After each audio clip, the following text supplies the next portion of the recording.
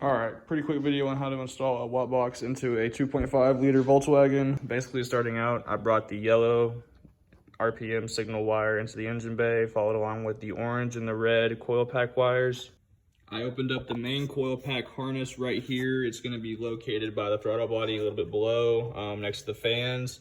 So basically what I did is I took the main coil pack harness wire, the feed wire, the feed wire, it's gonna be the red and the green one right here.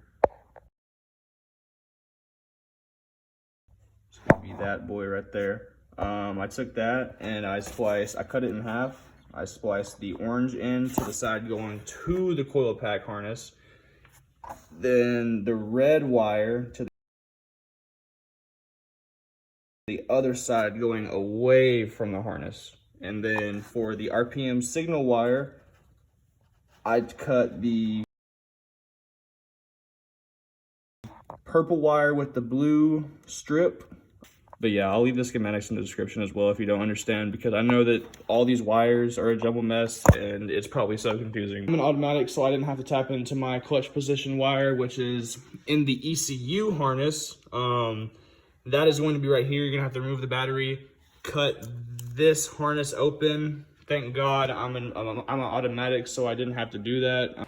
All right, pause real quick. I just want to say one thing. Do not get discouraged if you have a manual car. This is 100% still doable, just as fine on a manual car. If anything, it's meant for a manual car. So all you have to do is just tap into the clutch position sensor located in the ECU harness. If you want, you can search up a GTI wotbox installation video. A lot of those are manuals, and they use the same clutch position wire. So if you just watch one of those videos, you can get a good general idea of what wire to cut. But yeah, I'd have to look up what wire it is. I'll leave it in the description. That's going to be the only step I do not go over because I don't have it. Going into the car, it's still a mess. It is literally everywhere, but I have my ground hooked up very, very poorly to this ground right here. Here's the watt box. The blue wire is going to go inside the car, and you're going to tap into your throttle position sensor cable. This is going to be the white and the blue cable. The throttle position sensor cable is going to be located back here on this pigtail connector. It's going to be one of the wires.